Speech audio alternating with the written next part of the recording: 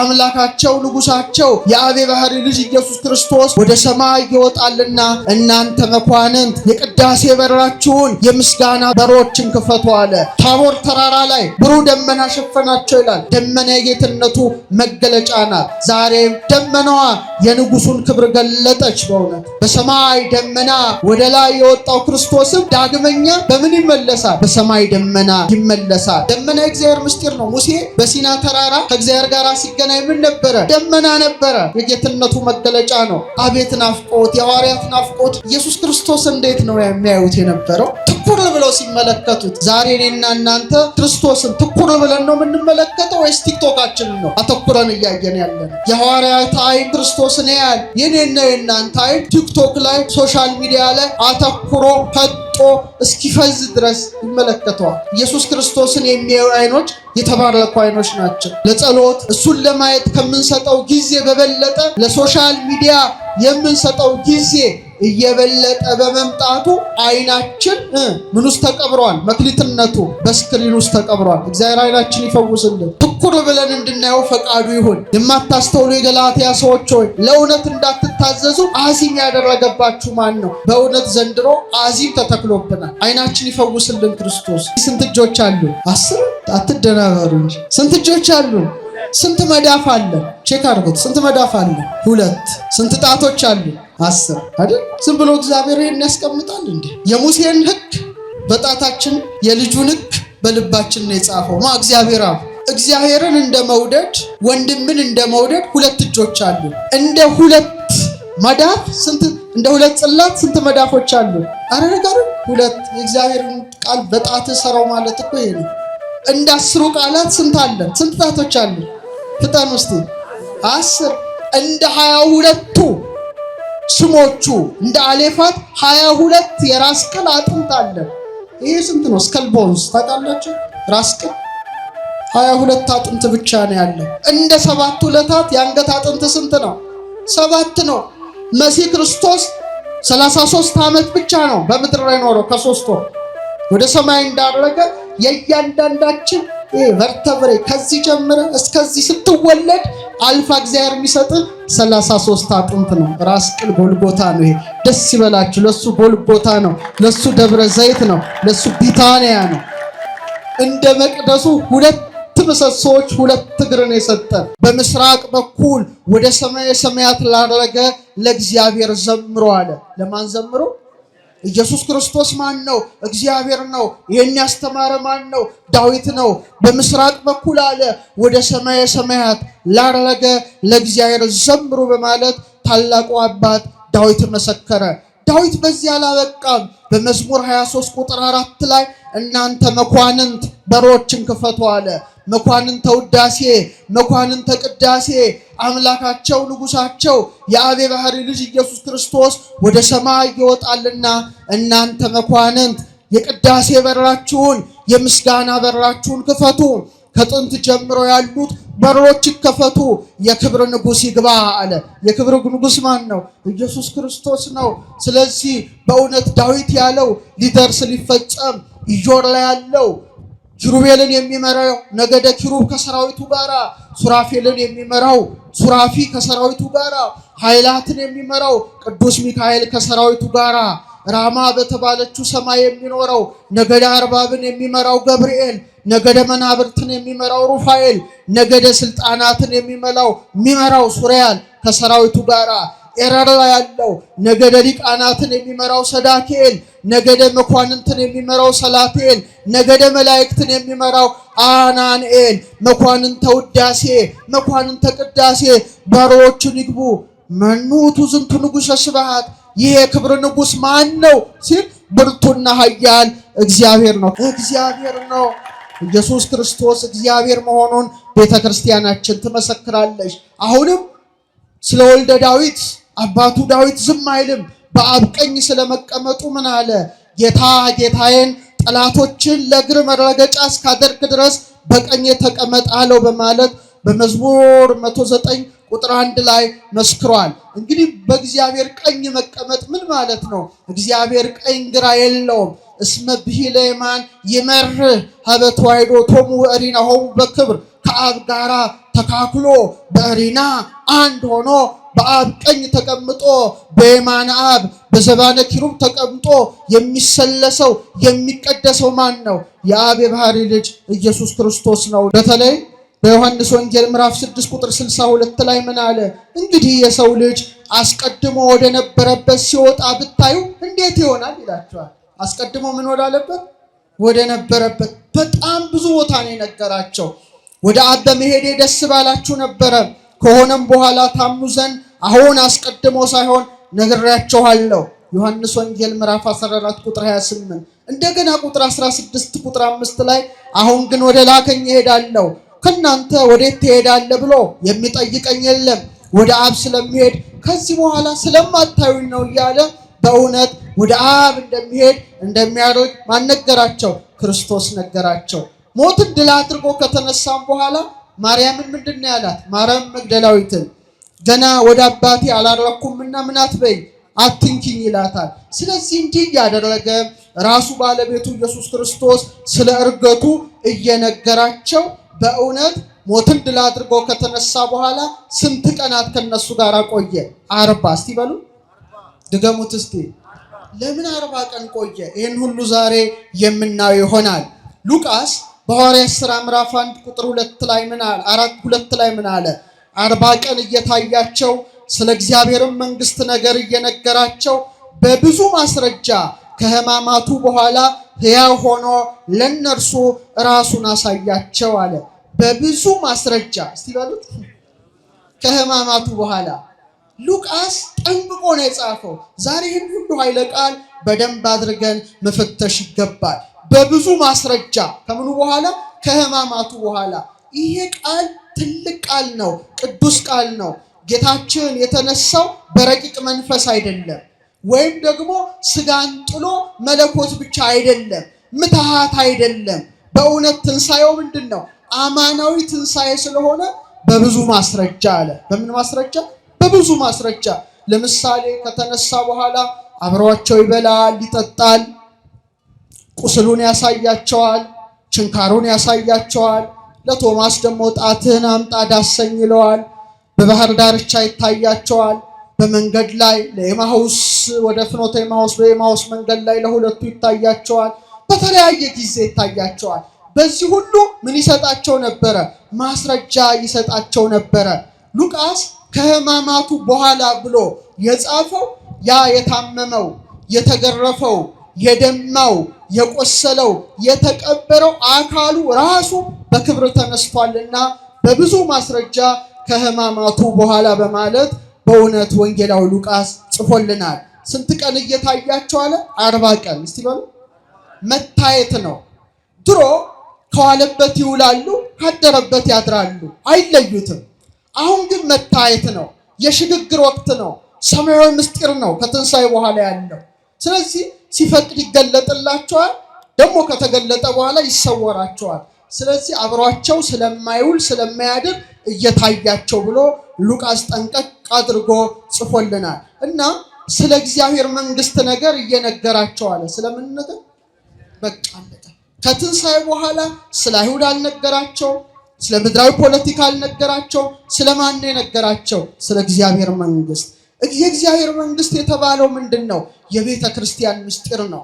ምክንያቱም ሰማያዊ መንግስቱ የሚገለጠው የት ነው? ቤተ ክርስቲያን ነው። ይህ ማለት መጽሐፈ ኪዳንን አስተማራቸው ማለት ነው። እስቲ በሉ ድገሙት እስቲ።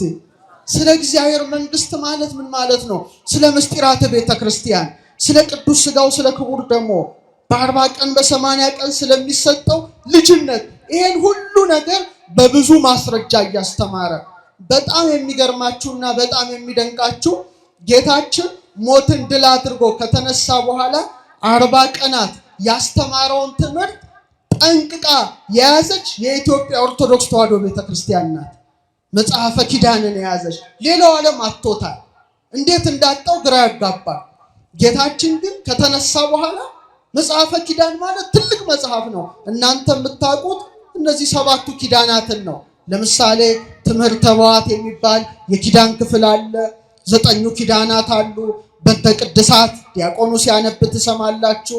እግዚአብሔር ዘብርሃናት አዲስ አማኝ ሲመጣ የሚጠመቅበት በሰማይ ያሉ ዲያቆኑ ቅዳሴ ላይ የሚናገረው ቅዳሴ እግዚእን ታውቃላችሁ። ስጋውን ተቀብላችሁ ወደ ደሙ ስትመለሱ ቅዱስ ስሉስ። ይሄ ሁሉ ጌታ ካስተማረው የተውጣጣ ነው እንጂ ትልቅ መጽሐፍ ነው። ለዚህ ነው ዛሬ ዩቲዩብ ላይ ብትመለከቱ በጣም ታዋቂ የፊልም አክተሮች የጌታን የስቅለቱን ፊልም ሰርተዋል። ለምሳሌ ሚል ጊብሰን የሚባል አንድ የሆሊውድ አክተር ዳይሬክት ያደረገው ብዙዎቻችን አይተነው ሊሆን ይችላል። ዘ ፓሽን ኦፍ ክራይስት የክርስቶስ ሕማማት የሚል ፊልም አለ። አሁን ይሄ ሰው ኦን ዘ ሪሰሬክሽን ማለትም የትንሣኤውን መስራት አስቧል። ሲሰራ ግን ጌታ ከተነሳ በኋላ 40 ቀን ያስተማረው የት ነው የሚገኘው ነው? የት ይገኛል? መጽሐፍ ቅዱሱ ምንም አይናገርም። አረገ በአባቱ ቀኝ ተቀመጠ ይላል። ሉቃስ ደግሞ በብዙ ማስረጃ በብዙ ማስረጃ መሲህ ክርስቶስ ያስተማረውን ትምህርት መጽሐፈ ኪዳን ብላ የያዘችው እቺ ታላቅ ቤተክርስቲያን ስለሆነች ለጌታ ትንሣኤ ፊልም ከተሰራ ምንጩ ለኢትዮጵያ ኦርቶዶክስ ተዋሕዶ ቤተክርስቲያን ብቻ በመሆኗ ዘኢትዮፒክ ባይብል የኢትዮጵያው መጽሐፍ ቅዱስ ተብሎ ዛሬ የፈረንጆችን ዩቲዩብ ጭምር ዛሬ ለምሳሌ የአርቲፊሻል ኢንተለጀንስ ጊዜ ነው አይደል? ኤአይ ታውቃላችሁ አይደል? ላብራራላችሁ አልችልም። ጊዜው በጣም ፈጥኗል እና ትልቁ ኤአይ ግሮክ ኤአይ ይባላል። የዓለም ትልቁ ባለሀብት ማን ነው? ኤለን መስክ ነው አይደል? ቴክኖሎጂውን የሚመራ ነው። ይሄ ሰው የሰራው በብዙ ቢሊዮን ዶላር ያበለጸገው ሰው ሰራሽ አስተውሎት የሚባል አለ፣ መረጃ የሚሰጥ። ይሄ መረጃ የሚሰጠው ይሄን የኢትዮጵያ ኦርቶዶክስ ተዋሕዶ ቤተክርስቲያን መጽሐፍ ቅዱስን ሲያስገቡለት ተንትኖ በዓለም ላይ ስለ ክርስቶስ ትንሣኤ በብቸኝነት መጽሐፉን የያዘችው የኢትዮጵያ ቤተክርስቲያን እንደሆነች በእውነት ተመስክሯል። ደስ ይበላችሁ። ይሄ ትልቅ ነገር ነው። እንደ ቤተክርስቲያን ቀላል አይደለም። ዓለምን ያነጋገረ ዜና ነው። ስለዚህ በብዙ ማስረጃ መጽሐፈ ኪዳንን አስተምሯል። የሚገርማችሁ አንዱ ትልቁ መጽሐፈ ኪዳን ስለ ጥጦስ ይናገራል፣ ስለ ሐሳዊ መሲህ ይናገራል፣ ስለ ምጽአት ይናገራል። አንዱ ደግሞ እንደ አንቀጽ በእንተ ስርዓትን ያስተምራል። ስለዚህ የክብር ጌታ ንጉሠ ነገሥት ኢየሱስ ክርስቶስ በእውነት የትንሣኤውን እውነት ያረጋገጠበት፣ የሐዋርያትን ፍርሃት ያስወገደበት፣ የቤተ ክርስቲያንን ስርዓት የተከለበትን 40 ቀናት ሙሉ ሐዋርያትን ሲያስተምር ቆየ። ስንት ቀናት? ለምን 50 ቀን አላስተማረም? ለምን 30 ቀን አላስተማረም? ለምን 40 ቀን መረጠ? ይሄ ትልቅ ምስጢር ነው፣ በከንቱ አይደለም። የመጀመሪያው አባት የሰው ልጆች ማን ነው? አዳም ነው። አዳም በተፈጠረ በ40ኛው ቀን ወዴት ገባ? ኩፋሌ ስታነቡ ወደ ኤዶም ገነት ገባ። አዳም የእግዚአብሔር ብረት ወዳለበት የብርሃን ቦታ ወደ ሆነው የክብር መኖሪያ ወደ ሆነው የሕይወት ዛፍ ወደ ተተከለበት ወደ ኤዶም ገነት ገባ። ሁለተኛው አዳም ማን ነው? ኢየሱስ ክርስቶስ ነው። ጳውሎስ ምን አለ? የመጀመሪያው ሰው አዳም ሕያው ነፍስ ሆነ፣ ኋለኛው አዳም ሕይወትን የሚሰጥ መንፈስ ሆነ። አንደኛ ቆሮንቶስ 15:45። ስለዚህ ልክ የመጀመሪያው አዳም ተፈጠረና ምን ተሰጠው? የሕይወት እስትንፋስ ተብሎ ተሰጠው። አስተውሉ። ከዛ እግዚአብሔር ምን ጣለበት? እንቅልፍ። ከዛ ከጎኑ አንድ አጥንት ወሰደና ማንን ፈጠረ? አዳም ተኝቶ ሳለ ሙሽራው ሔዋን ከጎኑ ተገኘች።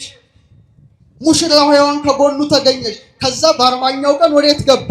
እየተመሰገነ በብርሃን ሰረገላ ላይ መላእክት አስቀምጠው ወደ ኤዶም ገነት ተሸጋገረ። ወደ ክርስቶስ ነው። ሁለተኛው አዳም የተባለው ኢየሱስ ክርስቶስም በመስቀል ላይ ተኝቶ ማለትም ቅድስት ነፍሱን ከስጋው ለይቶ ሳለ አንድ ወታደር ቀኝ ጎኑን በጦር በወጋው ጊዜ ምን ፈሰሰ? ደምና ውሃ ፈሰሰ። ውሃው ምንድነው? ምስጢረ ጥምቀት ነው። ደሙ ምንድነው? ምስጢረ ቁርባን ነው። ማን ተገኘች? ሙሽራው ቤተክርስቲያን ተገኘች ማለት ነው። ይሰማችሁ ነው። የመጀመሪያው አዳም ተኝቶ ሳለ ሙሽራው ሔዋን እንደተገኘች፣ ሁለተኛው አዳም ክርስቶስ በመስቀል ላይ ነፍሱን ከቅድስት ስጋው ለይቶ ሳለ ሙሽራው ቤተክርስቲያን ከምኑ ተገኘች? ከጎኑ ተገኘች። ቤተክርስቲያንን በደሙ በትንሣኤው መስርቶ ሁለተኛው አዳም ደግሞ በ40ኛው ቀን ወደ ሰማይ ሰማያት አረገ። ደስ ይበላችሁ። የመጀመሪያው አዳም በ40 ቀኑ ምድራዊት ርስቱ ገነት ገባ። የኔና የናንተ ጌታ ዳግማዊ አዳም ኢየሱስ ክርስቶስ ግን ውሳጤ መንጦላዕት ገባ። ሰማይ ሰማያት ሄደ። በአባቱ በአብ ቀኝ ተቀመጠ። ክብር ምስጋና ለመሲሁ። ይህ ነው 40 ቀን ጠብቆ። ይህ ብቻ አይደለም። ሁለተኛውና ታላቁ ምስጢር እያንዳንዱን ጽንስ ክሶለታል በእርገቱ። ለምሳሌ ዛሬ ሰዎች ሲጸነሱ ልክ በ40ኛው ቀን የሚፈጠር ነገር አለ። ተስዕሎተ መልክ ይባላል። እስቲ በሉ ምን ማለት ነው? ዘር ከእንቁላል ከደም ጋር ሲገናኝ ውሃ ነው፣ ፈሳሽ ነው። በኋላ ግን ቅርጽ እየሰራ ይሄዳል። ልክ በ40 ቀኑ በመሳሪያ ብትመለከቱት የሰው ቅርጽ ይይዛል። የሰው ቅርጽ ቢሰራ የሚከብርበት፣ ባይሰራ የሚደይበት፣ በጎ ቢሰራ የሚጸድቅበት፣ ክፉ ቢሰራ የሚኮነንበት ሕዋሳቱ ይቀረጻል። ስለዚህ ታላቁ አባት ቅዱስ ያዕቆብ ዘስሩግ በጣም የሚያስደንቅ ነገር ይላል። ጽንስ በ40 ቀኑ አለ እንደሚቀረጽ በእምን በጅማት እንደሚሰናሰል እሱም አለ 40 ቀን ሙሉ ሐዋርያትን በእምነት እየቀረጻቸው ኖረ አለ። በምን እየቀረጻቸው? በእምነት ስለ እግዚአብሔር መንግስት እየነገራቸው ቆይቷል። ለዚህ ነው ቤተክርስቲያናችን ዛሬ ውርጃን አጥብቃ የምትኮነነው። ኢየሱስ ክርስቶስ በ40ኛው ቀን አርጎ ለ40 ቀኑ ጽንስ ጭምር ምን ብሎለታል? ክሷል። እስቲ በሉ። ስለዚህ ውርጃ ያደረጋችሁ ሰዎች ንስሐ መግባት ያስፈልጋቸው። በጣም የሚያሳዝነው ትንሽ ጨመረ ላድርግ እዚህ ላይ ትልቁና ዘግናኝ ውልቂት ሁለተኛው የዓለም ጦርነት ነው። ወደ 50 ሚሊዮን 60 ሚሊዮን ሰዎች አልቀዋል። ዛሬ ግን ክርስቶስ የካሰላቸው ህፃናት በማህፀን ቢያንስ በየዓመቱ ወደ 50 ሚሊዮን ህፃናት ይሞታሉ። ታውቃላችሁ?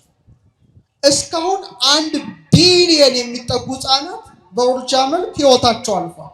ማን የካሰላቸው? ክርስቶስ የካሰላቸው ነው።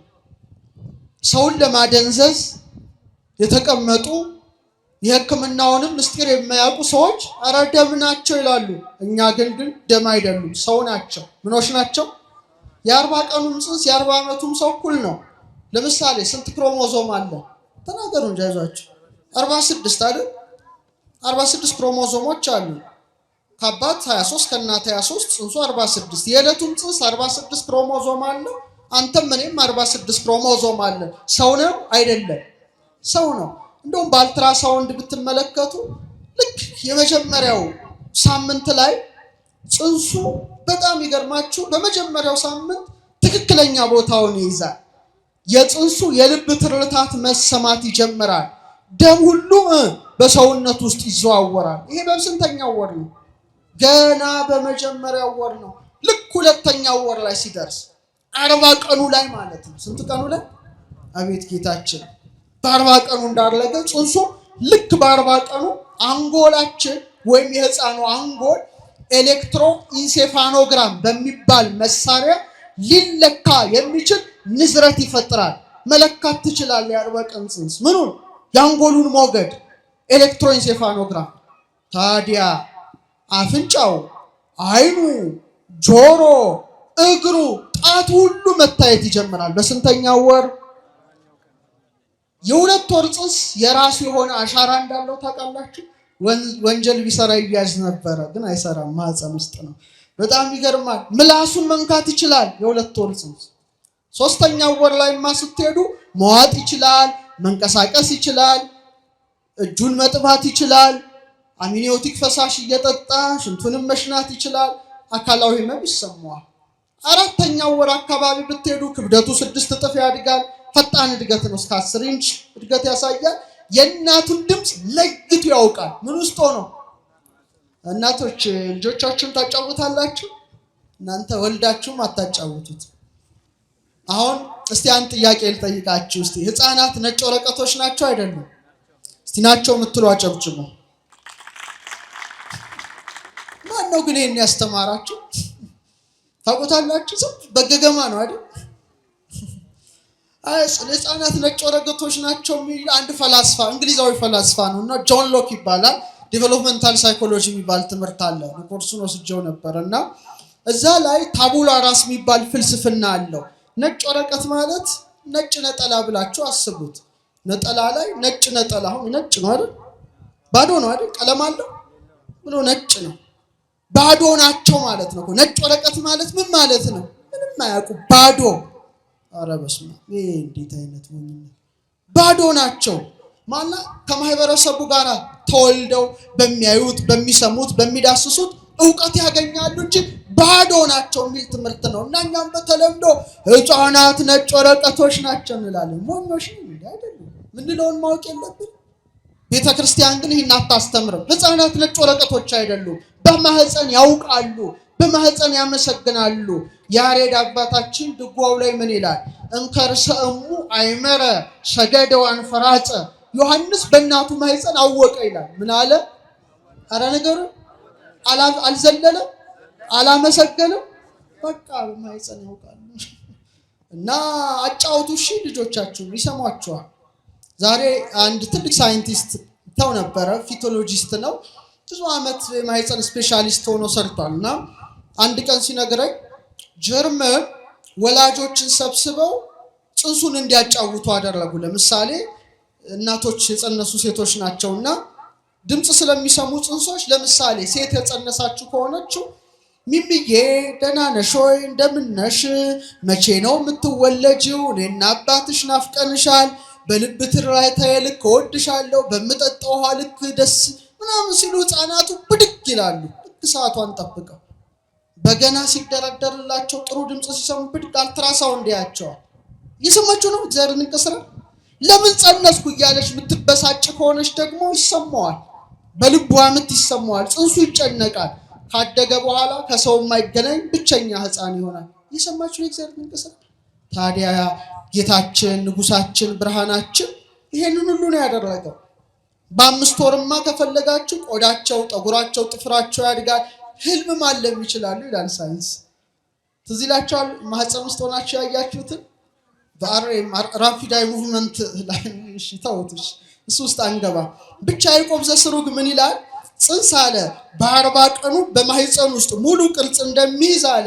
ጌታም በእነዚህ በ40 ቀናት በሐዋርያት ልቡና ውስጥ የነበረው የእምነት ቅርጽ ቀረጸ። ለእኛም ይቅረጽልን ንጉሳችን ኢየሱስ ክርስቶስ፣ ሕይወታችን ኢየሱስ ክርስቶስ ነው። በአዳም አፍንጫ ጸጋ እንደተሰጠው አዳም ይህን ጸጋ እንዳገኘ ለሐዋርያት ደግሞ ልክ በእርገቱ ጊዜ ባለባቸው ንሱ መንፈስ ቅዱስን ተቀበሉ በማለት በእውነት ያን ስርዓት ማን አከናወነ? ክርስቶስ አምላካችን። እስቲ ስሙን ጥሩት፣ ድገሙት እስቲ። በኋላ ልክ 40ኛው ቀን ሲፈጸም ሉቃስ ምን ብሎ ጽፎልናል? እስከ ቢታንያ አወጣቸው ይላል። እስከምን? ቢታንያ። ቢታንያ በምንድን ነው የምታስታውሷት? እኔ ቅድስት ሀገር ኢየሩሳሌም ሲሄድ መጀመሪያ የረገጥኩት ጌታ ያረገበትን ቢታንያ ነው እና እስካሁን ትዝ ይለኛል። መጀመሪያ ዛሬ ስንት ዓመት በፊት ማለት ነው። ቢታንያ እነ ማርያ እነ ማርታ እና አልዓዛር ይኖሩበት የነበረ፣ አልዓዛርን ከሞት ያስነሳበት፣ ጌታ ብዙ ጊዜ ይገኝበት የነበረ የፍቅር ቦታ ነው አይደለም? ትንሣኤና ሕይወት የሆነው ክርስቶስ አልዓዛርን ያስነሳበት ታላቅ ቦታ ናት። ቢታንያ የፍቅር ቤት ናት። ቢታንያ አልዓዛር የተነሳባት ናት። ቢታንያ እንግዳ የመቀበል ስፍራ ናት። ቢታንያ የእርገት ጉዞ መጀመሪያ ናት። ጠንቅቆ ቢታንያ አለ። ልክ ቢታንያ ቅድስት ሀገር ኢየሩሳሌም ስትሄዱ ከደብረ ዘይት ግርጌ ናት። ከምን ግርጌ?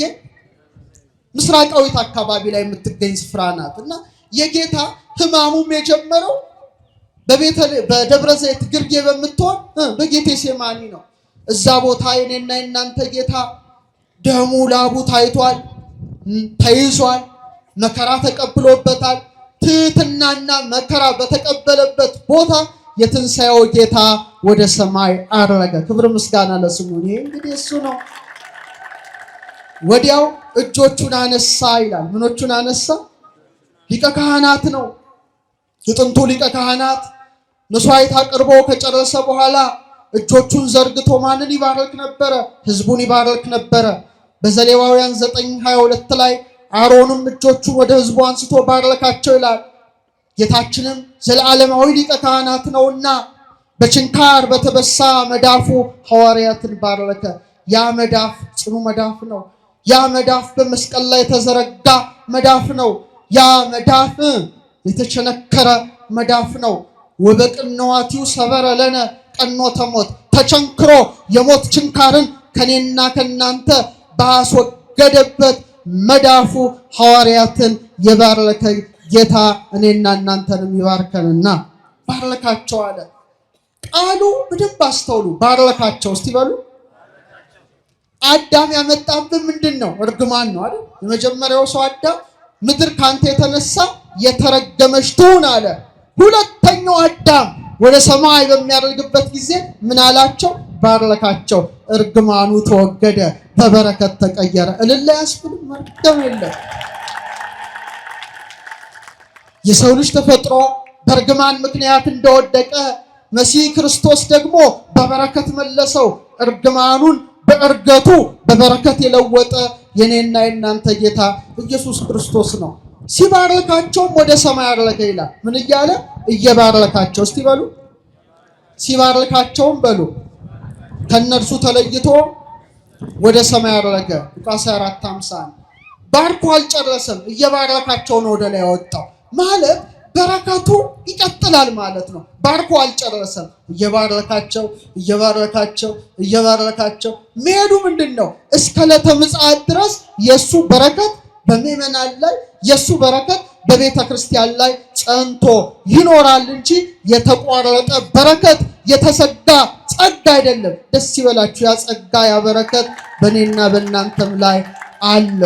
በኢየሩሳሌም በይሁዳ በሰማርያ ሁሉ ምስክሬ ትሆናላችሁ ብሎ በእውነት ሀብተ ክህነትን ስልጣነ ክህነትን ከሰጠ በኋላ እነርሱ እያዩት ከፍ ከፍ አለ።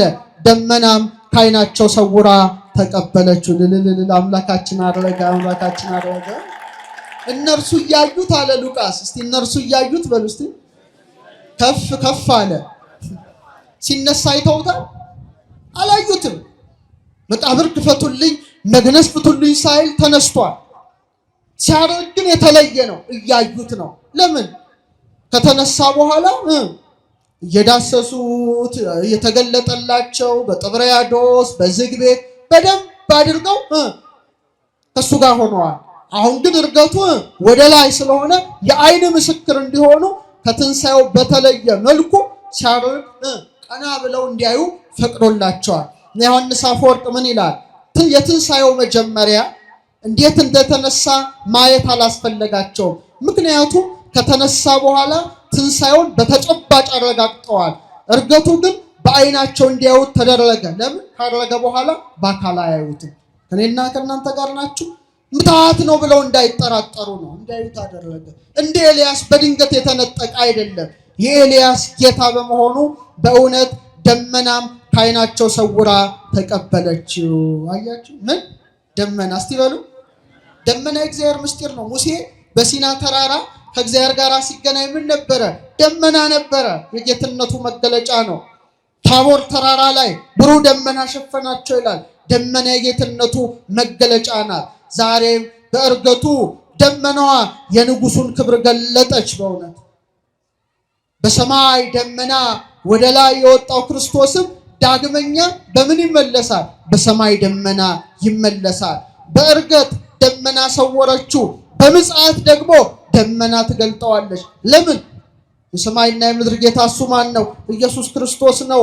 በእርገቱ ሐዋርያት ብቻ ተመለከቱት፣ በምጽአት ግን የሁላችንም ዓይን ያየዋል። በእርገት በአብ ቀኝ ተቀመጠ፣ በምጽአት ግን በታላቅ ክብር በሕያዋንና በሙታን ላይ ለመፍረድ ይመጣልና ሐዋርያት ትኩር ብለው ሲመለከቱት አለ። ምን ብለው ሲመለከቱት? አቤት ናፍቆት! የሐዋርያት ናፍቆት! ኢየሱስ ክርስቶስ እንዴት ነው የሚያዩት የነበረው? ትኩር ብለው ሲመለከቱት፣ ከነሱ ሲለያቸው ልባቸው አዝኗል ማለት ነው። ዛሬ እኔና እናንተ ክርስቶስን ትኩር ብለን ነው የምንመለከተው ወይስ ቲክቶካችንን ነው አተኩረን እያየን ያለነው? የሐዋርያት ዓይን ያደረገውን ክርስቶስን ያያል። የኔና የእናንተ አይን ቲክቶክ ላይ ሶሻል ሚዲያ ላይ አተኩሮ ፈጦ እስኪፈዝ ድረስ ይመለከተዋል። ኢየሱስ ክርስቶስን የሚያዩ አይኖች የተባረኩ አይኖች ናቸው። ለጸሎት እሱን ለማየት ከምንሰጠው ጊዜ በበለጠ ለሶሻል ሚዲያ የምንሰጠው ጊዜ እየበለጠ በመምጣቱ አይናችን ምን ውስጥ ተቀብሯል? መክሊትነቱ በስክሪን ውስጥ ተቀብሯል። እግዚአብሔር አይናችን ይፈውስልን። ትኩር ብለን እንድናየው ፈቃዱ ይሁን። የማታስተውሉ የገላትያ ሰዎች ሆይ ኢየሱስ ክርስቶስ እንደተሰቀለ ሆኖ በፊታችሁ ተስሎ ነበር። ለእውነት እንዳትታዘዙ አዚም ያደረገባችሁ ማን ነው? በእውነት ዘንድሮ አዚም ተተክሎብናል። አይናችን ይፈውስልን ክርስቶስ። የናፍቆት እይታ ነው። ትኩር ብለው ያዩታል። አረ መሪያችን ሄደ፣ ንጉሳችን ሄደ፣ ብቻችንን ቀረን እያሉ ይመለከታሉ። ነገር ግን ነጫጭ ልብስ የለበሱ ሁለት ሰዎች ከነሱ ጋር ቆሙ ይላል። እነማን የሆኑ? መላእክት ናቸው። ነጭ ለብሰዋል። ቅድስና ነው፣ ንጽህና ነው። በልደቱ ነጭ ለብሰዋል፣ በትንሣኤው ነጭ ለብሰዋል። ነጭ የድል ምልክት ነው። ነጭ የሰማያዊ ክብር ምልክት ነው። በእውነት ብሩህ ልብስ ለብሰው በጌታቸው ዕርገት መላእክት መጡ። ስንት ሆነው? ምስክር በስንት ይጸናል? በሁለት ይጸናል። የክርስቶስ ዕርገት አማናዊ ዕርገት ነው። የሐዋርያትን ምስክር ለማጽናት ባጠገባቸው ቆሙ። ይህ ቃል ደስ ይለኛል። ሉቃስን ሳነብ፣ የሐዋርያት ሥራ ሳነብ በምናቸው ቆሙ? ጎንና ጎን ቆሙ። አያችሁ፣ በክርስቶስ ዕርገት ታረቅና፣ በልደቱ ታረቅና፣ አብረን ዘመርን አይደል? እረኞችና መላእክት። በዕርገቱ ደግሞ ጎንና ጎን ቆም። ደስ ይበላቸው ኦርቶዶክሳውያን፣ ደስ ይበላ። ከመላእክት ጋር አብረን ቆመናል ማለት ነውና ምን አሉ? ይገለል አንትሙ ሰባ ገሊላ ምንትኑ ቆምክሙ ትራዩ ሰማይ። እናንተ የገሊላ ሰዎች ሽቅብ ሽቅብ እየተመለከታችሁ ስለምን ቆማችኋል? በቃ አትቁሙ ነው። ከዚህ በኋላ አገልግሎት ነው። የመመልከት የናፍቆት ጊዜ አብቅቷል። አሁን የሥራና የጉዞ ጊዜ ነው። ቤተክርስቲያን አትቆምም። ቤተክርስቲያን ሁሌ መሄድ አለባት። ለምን ቆማችሁ? እኔን ቤተክርስቲያን የማደንቀው አልቆምም። ሁሌ ወንጌል ምን ይላል ንገሩኝ እስቲ። ይሰበክበታል ማለት ነው። አሁን የመቆም ጊዜ አይደለም፣ የመሄድ ጊዜ ነው። ስለምን ቆማችሁ? ዝውቱ ኢየሱስ ዛርገ ማቤክሙ ውስተ ሰማይ። ይህ ወደ ሰማይ ያረገው ማን ነው? ኢየሱስ ክርስቶስ ነው። ወደ ሰማይ ሲያርግ እንዳያችሁ ተመልሶ ይመጣል። ደስ ይበላችሁ። ይመጣል አላችሁ። በቃ አመስግኑ፣ አመስግኑ። አሁን የምነግራችሁ ምስጢር ግን ትንሽ ረቀቅ ስለሚል ዝግጁ ናችሁ? ጌታችን ያረገው መቼ ነው? ፍጠኑ። በ40ኛው ቀን። ወሩ ምንድን ነው? ግንቦት 8። አሁን ልደቱን እና ዕርገቱን ሰማይ ላይ ነው የምንመለከተው። ሁሉም ነገር ሰማይ ላይ አልቋል። ሰማይ ማለት ትልቅ የእግዚአብሔር መጽሐፍ ነው። ፊደላቱ ከዋክብቱ ናቸው። ሰማይ ላይ ያለውን ምስጢር ምድር ላይ ገልጾታል። እንዴት እንደገለጸው አሳያቸዋለሁ። ዝግጁ ናችሁ? ዕርገቱ ሰማይ ላይ አለ። ሁሌ እናየዋለን። ለምን ታኅሳስ ተወለደ አስባችሁ ታውቃላችሁ? እሺ ተውት። ሰማያት ይነግራ ስብሐተ እግዚአብሔር፣ ሰማያት የእግዚአብሔርን ክብር ይናገራል ይላል መጽሐፍ። ፀሐይ የተፈጠረችው በስንተኛው ቀን ነው? አረጣቴን አሳያችሁ። በ4ኛው ቀን ነው። በስንተኛው ቀን? አስተውሉ፣ በጣም አስተውሉ። እሺ ፀሐይ በ4ኛው ቀን መጣ። ስንት አቅጣጫ አለ? ምስራቅ፣ ምዕራብ፣ ሰሜን፣ ደቡብ። ስንት? 4 ታላላቅ ከዋክብት አሉ። ስንት ወራት አሉ? 12። ስንት የወራት መጋቢዎች ከዋክብት አደረገ እግዚአብሔር ከፀሐይ ጋር የሚሄዱ? 12 መገብታ ወራ። በቃ ጨረሰው እኮ። ወንጌል ሰማይ ላይ አለቀ። ፀሐይ በስንተኛው ዕለት ተፈጠረ? መጣ። ፍጠሩኛ፣ ፍጠሩ። በ4ኛው ቀን እንደመጣ የኔና የናንተ ፀሐይ ኢየሱስ ክርስቶስም ልክ በ4ኛው ትውልድ ላይ መጣ። ያዕቆብ ስንት ልጆች አሉት? 12። የመጀመሪያው ልጁ ማን ነው? ሮቤል። ሁለተኛው ማን ነው? ስምዖን። ሶስተኛው ማን ነው? ሌዊ። 4ኛው ማን ነው? ይሁዳ። ልክ በ4ኛው ትውልድ እውነተኛው ፀሐይ መጣ። ፀሐይ ካለ 4 ሊቃነ ከዋክብት ፀሐይን እንደሚያጅቡ ስንት ወንጌላውያንን መረጠ? ማቴዎስ፣ ማርቆስ፣ ሉቃስ፣ ዮሐንስ። 12 ከዋክብት ፍኖተ ፀሐይ አለ። ኤክሊፕቲክ ይባላል። እኛ በአስትሮኖሚው ትምህርት ኤክሊፕቲክ ማለት ፀሐይ የምትጓዝበት መንገድ ነው። ፍኖተ ፀሐይ ይባላል በአቡሻሮ። 12ቱ ከዋክብት በአመት ውስጥ ይከተላሉ ፀሐይ። የሰማችሁ? ስንት መንፈሳውያን ከዋክብት መረጠ እሱ? ኧረ 12 ማናቸው? ሐዋርያት። ልክ እንደ 4 ወቅቶች 4 ወንጌላውያን፣ እንደ 12 ወሮች 12 ሐዋርያት መረጠ። አለቀ። በስንተኛው ወር ተወለደ? መስከረም፣ ጥቅምት፣ ህዳር፣ ታህሳስ። ያስተዋላችሁ ነው? በጣም ጥሩ፣ በጣም ጥሩ። ታህሳስ ላይ የሚከሰት ነገር ምን አለ እስቲ ንገር። ሰማይ ላይ ረዲያ አይደለም የገና ጀንበር ቶሎ ይመሻል አይደል? በጣም ቶሎ ነው የሚመሻው። በጣም ቶሎ አውሮፓማ ቶሎ ነው የሚጨልመው። እኛ ጋር እንደውም እንትን ላይ ስላለን ኢኩዌተር ላይ ስላለን እንጂ ሌላው ዓለም ቶሎ ይጨልማል። ኢየሩሳሌም ስትሄዱ ደግሞ ክረምት ነው የተወለደበት። በጣም ቀኑ የሚያጥርበት፣ ሌሊቱ የሚረዝምበት፣ ቅዝቃዜ በረዶ ባለበት ወቅት ነው ጌታ የተወለደው። ያረገው ግን በተቃራኒ ነው። በደንብ አስተውሉ። አሁን አንድ ጥያቄ ልጠይቃችሁ። መብራት በደንብ የሚያበራው ከፍ ብሎ ሲሰቀል ነው ዝቅ ብሎ? ከፍ ሲል ብርሃኑ ይታያል፣ ዝቅ ሲል ትንሽ ነው። አያችሁ፣ ታህሳስ በእኛ ትምህርት ርደተ ፀሐይ እንለዋለን። ፀሐይ ከምህዋሯ ዝቅ ትላለች። ግን በወሰኔ ጀምሮ ግን ርደተ ፀሐይ ከፍ ብላ ታበራለች። ስለዚህ ቀኑ ይረዝማል አይደል? ታህሳስ ላይ ቶሎ ነው የሚጨርሰው። ያዕቆብ ዘሥሩግ ምን ይላል? ተመልከት ይላል የሥነ ፍጥረት ጌታ፣ ፀሐይ ከምህዋሯ ዝቅ በምትልበት ወር እውነተኛው ፀሐይ ዝቅ ብሎ በከብቶች በረት ምን ሆነ? ተወለደ። ዛፎች ቅጠላቸውን በሚያረግፉበት ወቅት ማን ተወለደ? ክርስቶስ ተወለደ። ሁሉም ጸጋው ረግፎ በነበረበት ሰዓት የኔና የናንተ ጌታ ዝቅ ብሎ ተወለደ። ዊንተር ሶልስቲስ ይባላል። ግንቦትና ሰኔ ላይ ግን ይለወጣል። ግንቦት ምን ይሆናል? ብርሃኑ እየጨመረ እየደመቀ፣ ፀሐይም ከምህዋሯ ከፍ እንደምትል እውነተኛው ፀሐይ እየተመሰገነ ወደ ሰማይ አረገ። ክብር ምስጋና ለስሙ ነው። ስለዚህ ፀሐይ ዝቅ በምትልበት ወር መሲሁ ፀሐይ ክርስቶስ ተወለደ። ፀሐይ ከፍ በምትልበት ወር እርገቱን አደረገ። ይህን ምስጢር ማወቅ በጣም በጣም በጣም ያስፈልጋል። አሁን ጨለማ ተወግዷል፣ ቀኑ ረዝሟል። በክርስቶስ እርገት ጨለማው ዲያብሎስ ተሸንፏል። የኃጢአት ጨለማ ርቋል። የሞት ጥላ ተገፏል። ክብር ምስጋና ላደረገው ንጉሥ። ሌላው በጣም የሚያስደንቃችሁ ያረገበት ቀን መቼ ነው?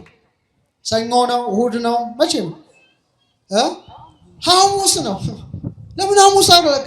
ዝም ብሎ ሐሙስ አላደረገም። ሐሙስ 5ኛ ዕለት ነው። በስነ ፍጥረት ለመጀመሪያ ጊዜ የበረከት ቃል የተነገረው ሐሙስ ነው። በባህር ውስጥ የሚንቀሳቀሱ፣ በልብ የሚሳቡ፣ በእግር የሚሽከረከሩ፣ በደመነፍስ ሕይወት ሕያዋን ሆነው ጸንተው የሚሮሩትን የባህር ፍጥረታትን ፈጥሮ ወደ ሰማይ የሚበሩ አዕዋፍን ፈጥሮ ምን አለ? ብዙ ተባዙ፣ የምድርን ውሃ ሙሉ፣ ወፎችም ይብረሩ ብሎ ባረከ። ምን አላቸው? ባረከ። ሐሙስ እንደባረከ የመብረር ጸጋን ለማን እንደሰጠ? ለአዕዋፍ እንደሰጠ በኃጢአት ምክንያት ክንፋችን ተሰብሮ መሬት ላይ የወደቀውን የሰውን ልጅ ባህሪ ክርስቶስ የባህሪ አምላክ አድርጎ ከመለኮቱ ጋር አዋህዶ በተዋህደው ሥጋ ወደ ሰማየ ሰማያት አረገ። ለሐዋርያትም የበረከትን ቃል ሰጠ። ክብር ምስጋና ለስሙ። ይህ ትልቅ ነገር ነው። ለዚህ ነው ሐሙስ ምን ይላሉ ሊቃውንት? ደመነፍስ ከሌላት ባህር በደመነፍስ ሕይወት ሕያዋን የሆኑ ፍጥረታት ተገኙ ይላል። እኛስ ሐዋርያትስ ከጎኑ በፈሰሰው ውሃ ምን ያገኙ ናቸው? ልጅነትን የተቀበሉ። ለሐዋርያት አክናፈ ጸጋን ሰጠ። በረሩ፣ ብዙ ተባዙ እንዳለ ያ የበረከት ጸጋ እያደረገ የሰጠው ጸጋ እኔና እናንተን አብዝቶናል። ስለዚህ አባ ጊዮርጊስ እንዲህ አለ። እስቲ አብረን እንበለው። በጨርቅ በሉ እስቲ። አይሰማም።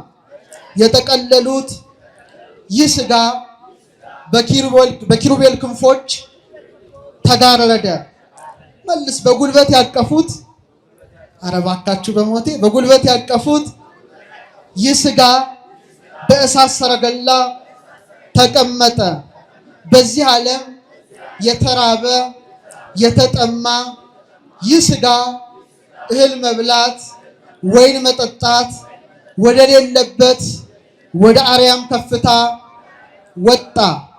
በሊቀ ካህናት በጲላጦስ አገልጋዮች በጥፊ የተመታ ይህ ሥጋ የሰማይ ሰራዊት የእሳት ክንፎች እየተርገበገቡለት በአብ ቀኝ ተቀመጠ።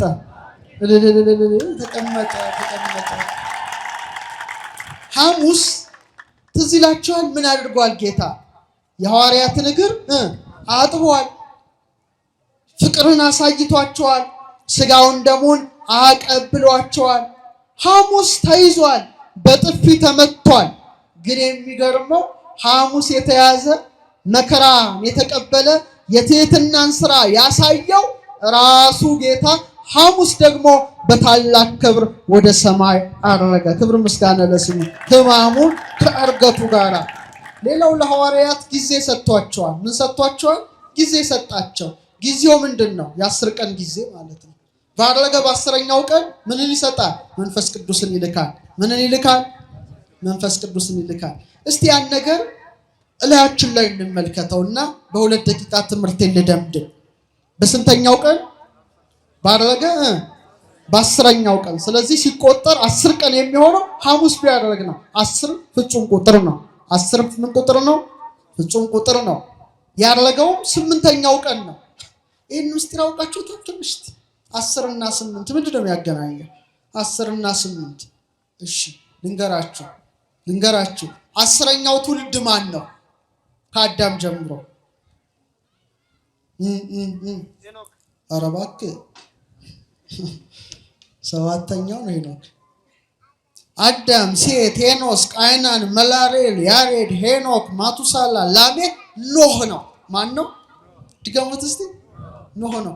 ኖህ መርከብ ውስጥ ስንት ሰዎች ብቻ ይዞ ተረፈ? 8። ያስተውል እንጂ 8።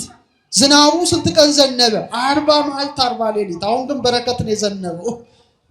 በረከት ነው። ተመልከት። 40 ቀን አለ፣ 10 አለ፣ 8 አለ። 8 የሕይወት ቁጥር ናት። በ8ኛው ቀን ነው ያደረገው። በስንተኛው ቀን ነው? 8። ለምሳሌ ስንት ዕለታት አሉ? 7 ዕለታት። አይዟችሁ ስንት መገብተል? 7 7 7 7 7 8 ግን 7 ሲደመር 1 ነው። +1 ነው። ሕይወት ቀመር ነው። 8ኛው ሺህ ሲባል ሰምታችኋል። ሕይወት ያለበት ዓለም ለማለት ነው። በምድር ላይ ረጅም ዕድሜ የኖረው ስንተኛው ሰው ነው? 8ኛው ትውልድ ማን ነው? ማቱሳላ። እስቲ በሉት። 8 የሱ ቁጥር ነው። የሕይወት ቁጥር ነው። ኖህም 8 ሆኖ ተረፈ። ምን ተባለ? ብዙ ተባዙ ምድርንም ምሏት ተባለ። አምላካችንን በረከትን የሰጠው በ8ኛው ቀን ለእኛም ሚስጥር። ለምሳሌ እንደገና 10 ትውልድ ስትቆጥሩ አብርሃም ይመጣል። በረከቱ ይደረብን። ከኖህ ደግሞ 10ኛ አብርሃምን ከከላውዲዮን ወደ ካራን፣ ከካራን ወደ ከነዓን ያመጣውና ምን አለው? በ8 ቀን ግዘር አለው። በስንተኛው ቀን ግዝረት? አብርሃም ስንት ልጆች ወልዷል? 8 ልጆች ወልዷል። ከዚህ ያወጣል። ወልደ አብርሃም የአብርሃም ልጅ ተብሏል ጌታ። ወልደ ዳዊት ተብሏል። ዳዊትም ስንተኛ ልጅ ነው? 8ኛ ልጅ ነው።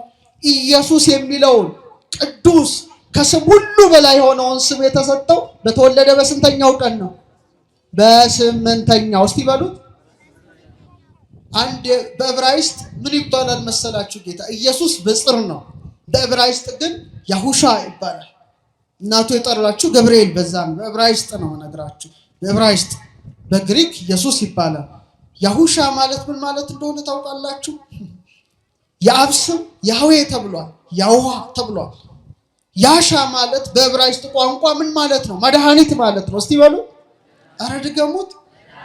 ያሁሻ ማለት ያህዌ ያድናል ማለት ነው። ኢየሱስ ክርስቶስ ራሱ ያህዌ እግዚአብሔር ነው። ክብር ምስጋና ለስሙ ያሁን ማሺያ ኢየሱስ መሲህ ማለት ነው። ጽራውያኑ ይሄ የላቸውም፣ ሺንሳን የላቸውም። ስለዚህ ሲግማ አደረጉት። ከዛ በኋላ እንደገና ወንድ ሲጠራ ደግሞ እንደገና ሳ ይጨምራል። ኢየሱስ ከስም ሁሉ በላይ የሆነውን ስም በስምንተኛው ቀን የሰጠው ጌታ እርገቱንም በስምንተኛው ቀን አደረገ። ክብር ምስጋና ለስሙ። ስለዚህ በአስረኛው ቀን ወደ ሰማይ ካረገ በአስረኛው ቀን ጰራቅሊጦስን እንደላከ ለሙሴ በጽላት ስንት ቃልን ሰጥቶታል? ስንት ቃላትን? 10 ቃላትን በጽላት ላይ እንደቀረጸ እውነትን የሚቀርጽ ጰራቅሊጦስ ደግሞ በአስረኛው ቀን ይመጣል ማለት ነው። ስለዚህ ስንት እጆች አሉ? 10። አትደናበሩ እንጂ ስንት እጆች አሉ? ስንት መዳፍ አለ? ቼክ አድርጉት። ስንት መዳፍ አለ? 2። ስንት ጣቶች አሉ? 10 አይደል? ዝም ብሎ እግዚአብሔር ይሄን ያስቀምጣል እንዴ? የሙሴን ሕግ በጣታችን የልጁን ሕግ በልባችን ነው የጻፈው። እግዚአብሔር አብ እግዚአብሔርን እንደመውደድ ወንድምን እንደመውደድ 2 እጆች አሉ። እንደ 2 መዳፍ ስንት እንደ 2 ጽላት ስንት መዳፎች አሉ? አረ ነገር 2 የእግዚአብሔርን ቃል በጣት ሰራው ማለት እኮ ይሄ ነው። እንደ 10 ቃላት ስንት አለ? ስንት ጣቶች አሉ? ፍጠን ውስጥ 10 እንደ 22ቱ ስሞቹ እንደ አሌፋት 22 የራስ ቅል አጥንት አለ። ይሄ ስንት ነው? ስከል ቦንስ ታውቃላችሁ? ራስ ቅል 22 አጥንት ብቻ ነው ያለው። እንደ 7 ዕለታት የአንገት አጥንት ስንት ነው? 7 ነው። መሲህ ክርስቶስ 33 ዓመት ብቻ ነው በምድር ላይ ኖረው ከ3 ወር ወደ ሰማይ እንዳረገ የእያንዳንዳችን ቨርተብሬ ከዚህ ጀምረ እስከዚህ ስትወለድ አልፋ እግዚአብሔር የሚሰጥ 33 አጥንት ነው። ራስ ቅል ጎልጎታ ነው። ይሄ ደስ ይበላችሁ። ለሱ ጎልጎታ ነው፣ ለሱ ደብረ ዘይት ነው፣ ለሱ ቢታንያ ነው። እንደ መቅደሱ 2 ምሰሶች 2 እግርን የሰጠን እሱ ማን ነው? ክርስቶስ ነውና እኔና እናንተ መሲህ ክርስቶስ ሲመጣ ደስ ይላል። ከሞት ተነስተን በደመና እንቀበለዋለን። ሙሽራውን ደስ ያሰኝ እንቀበለዋለን። ይኸው ምልክት ጥፍርህን ያት በቃቻ ጥፍር ላይ ያለች ጥፍር ነው። ይኸው ጥፍርን አታ መቃብያን ላይ ምን ይላል? ጥፍር ያድጋል ይበቅላል አለ። ትወለዳለህ፣ ያድጋል፣ ታድጋለህ፣ ትቆረጠዋለህ፣ ትሞታለህ፣ ደግሞ ምን ይሆናል?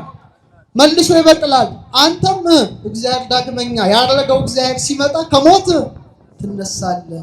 ሴቶች ጸጉራችሁ ምን ይሆናል? ይበቅላል።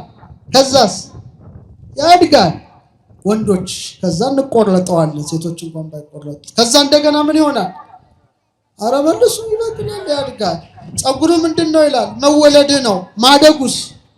ማደግ ነው። መላጨት መሞት ነው። ተላጭቶ አይቀርም። እንደገና ምን ይሆናል? ይበቅላል። አንተም ሙተህ አትቀርም።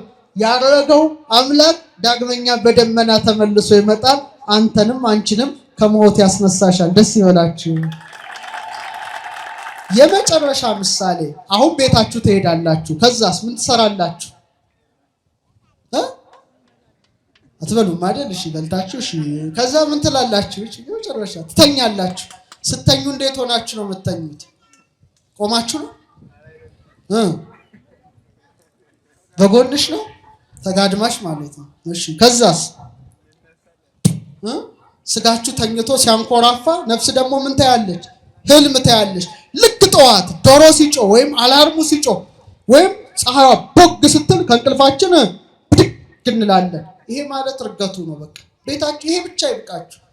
ማታ ሄዳችሁ መተኛታችሁ በጨለመሽ ሞት ከዚህ ዓለም መሰናበታችን ነው። መጋደማችን መቀበራችን ነው። ስጋ ሲል ነፍስ ህልም አለሞ ስጋ በመቃብር ሲወድቅ ነፍስ ግን በምን አለች? በህያውነት። እስቲ በሉ አረ ድገሙት። በህያውነት አለች ነው። ህልም ታልማላችኋል? ብዙ ህልም አይታችኋል። እሺ ጠዋት ፀሐይ ስትወጣ ብድግ ማለታችሁ ፀሐዩ ማን ነው? ኢየሱስ ክርስቶስ። እስቲ በሉ እሺ አላርም ይጮሃል፣ ብድግ ትላላችሁ። አላርሙ ማን ነው? ቅዱስ ሚካኤል ነው የሚለፋው መለከት ነው። ስለዚህ ወደ ሰማይ ሲወጣ ያያችሁት እሱ ተመልሶ ይመጣል እንዳለው ልክ ፀሐዩ ዱክ ሲል ከእንቅልፍ እንደምትነቁ ያደረገው ኢየሱስ ክርስቶስ ደስ ይበላችሁ ተመልሶ ይመጣል። እኔና እናንተን ይዞ ወደ መንግስቱ ያሸጋግረናል። በዚያም ከሱ ጋራ በደስታ እንኖራለን። ለዚያ ክብር ሁላችንም ያብቃን። ወስብሐት ለእግዚአብሔር።